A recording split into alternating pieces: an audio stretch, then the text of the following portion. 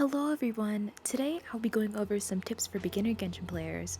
When I was a new Genshin player, doing these things really helped me out in the long run, so I wanted to share them with y'all. The last tip will be the best tip for consistent growth in Genshin and something that many other veterans will swear by. Each tip will be linked to a chapter, so feel free to jump around. While I list these out, I will also be putting them in practice on my new site account. You will see a regular daily grind that most people, even AR 55 plus, will put into practice. So let's get started. The first tip I want to talk about is something that most people would probably not recommend to beginners, but honestly, I think if you can grasp it right now, then you will do much better as you move forward in Genshin. And that is to understand reactions. So as you play through Genshin, you'll kind of notice that there are different reactions you can make. As you can see here during my fight, you will see these little things: frozen, melt, vaporize, overload. These sorts of elemental reactions will increase your damage. You will want to utilize them as you fight enemies. I would suggest messing around with them and looking at the guide that Genshin gives you in-game to look at how reactions work and how they will increase your damage. The next thing I want to talk about is stamina. So as I'm about to do right now, I am about to get an Animoculus. You will see it on the minimap as a little star-looking thing. This is what you give to your Statue of the Seven.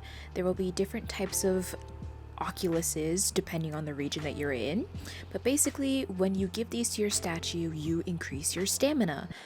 Your stamina is how you use charge attacks, how you run, how you walk, how you climb mountains and terrain. It's very important for you to level up your statues as quickly as possible because you will need that extra stamina to avoid falling off cliffs, avoid drowning, and just a bunch of other mishaps. You will also get rewards, as you can see here, based on your level of statue. The next tip I want to talk about is, again, something that probably people wouldn't recommend to beginners, but I would, just given off of my personal journey in Genshin. That is to level up your weapons. Your weapons are kind of basic game knowledge. You use them to fight and they give you your character's attack. It's definitely suggested to level up your weapons to about 20-ish as a beginner player and more. As you can see, I did that with my characters.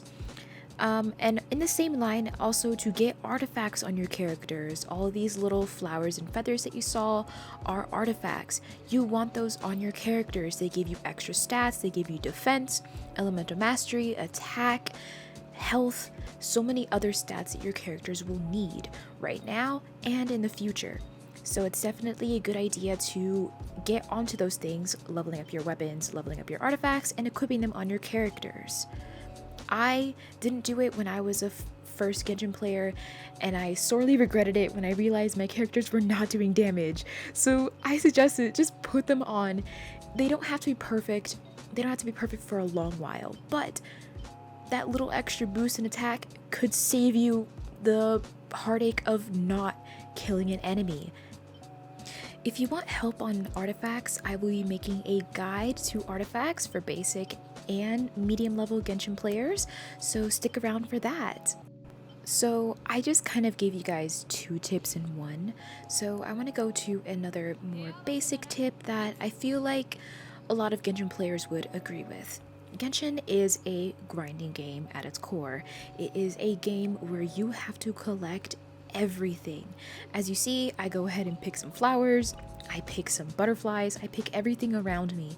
You will want to get into the habit of doing this with every single region you come across. Just do it. It'll become a habit at some point. You won't even think about it, but I suggest it. You will need items constantly, and sometimes you will need something that you didn't realize you needed. I didn't realize that I would need butterflies, and then I suddenly did. But guess what? I had the butterfly material already collected from when I was just mindlessly collecting everything I could. So it's a good habit to get into now while you're new and you don't need as many materials on you right now. I did it when I was a new Genshin player, and I was very happy that I created this habit for myself in the beginning, so I'm giving it to you guys as a suggestion as well. However, this kind of goes into my next tip, and that is to not rush. What I mean by that is, like I said, Genshin is a grind game. Don't feel forced to do everything at once. Explore, take your time, have fun. This is a game. You are not meant to go through all the content at once. Lots of Genshin players feel burnt out because they do this, so I am warning you guys not to do it right now. Burnout is something that you will probably hear from bigger Genshin creators. As you get further and further into the game, you will come to realize that the grind can be boring sometimes, but it's only boring if you make it boring. It's only boring if you got through all the quests within the first day that they released. It's only boring if you explored the entire new map within a week. It's only boring if you make it boring. Chill, take your time, enjoy the experience that you're given. Now, surprise tip. You really didn't think I'd stop at just 10? As you can see on my map, I just showed a bunch of waypoints. I'm sure you know about waypoints at this point. I suggest that you guys get as many waypoints as possible. Now, this can somewhat contradict with my previous tips about not rushing, but you can get waypoints out of the way and not explore everything around the map. Now, here comes a somewhat controversial tip. You don't need those shiny new 5 stars. I'm sure plenty of Genshin players started playing because they saw a cool ad featuring a really strong 5 star, but if you were paying attention to the screen, you just saw Beto, a 4 star, absolutely destroy all these hill trolls.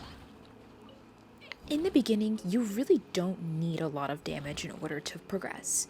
You don't need to spend money, you don't need to worry about getting those shiny new 5 stars on those limited time banners.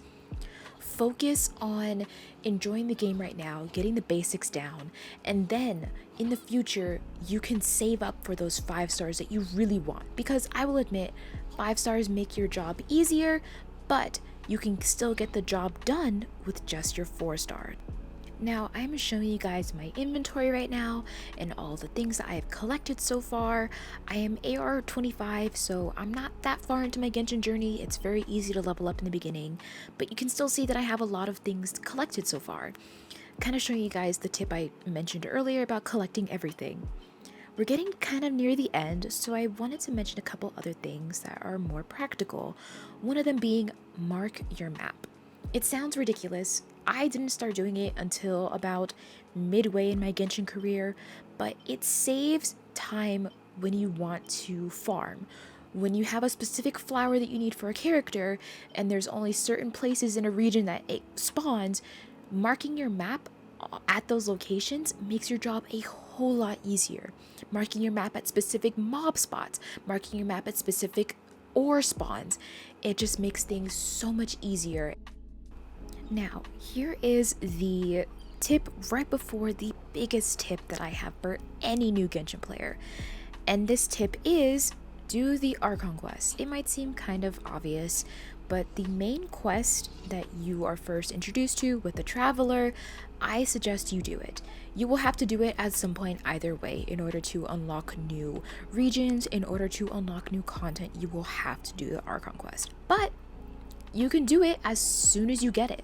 It's fun, it's easy, you unlock a lot, you get easy XP and plenty of rewards. And now for the final, most important tip. Do your commissions and daily expeditions. In order to unlock your commissions and daily expeditions, you will have to talk to Catherine at the Adventurers Guild. You'll have to talk to her about 1 or 2 times and she will eventually bring them up. You do these every single day, and it might seem dumb, but the rewards are worth it. You get Primogems, Mora, XP, and expeditions are extremely important for your later gameplay. I definitely suggest you guys start them right now. And with that, we are done with this video. I hope you guys enjoyed, and check out my channel for more tips and tricks. This is Mellapalooza signing off. Good luck, y'all.